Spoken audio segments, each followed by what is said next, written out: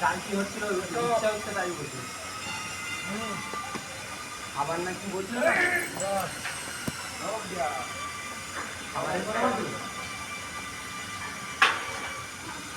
কি খাবো এটা?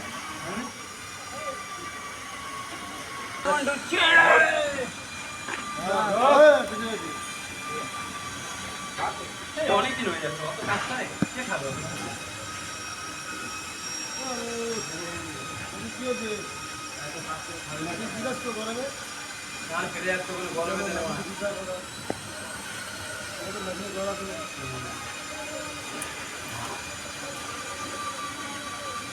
আমাদের এখানে যা কাজ হচ্ছে, ও আসতো, রাহুল যদি আসতো, একটা 25-এর ঘন্টা মারে গেলেও মরে যেত।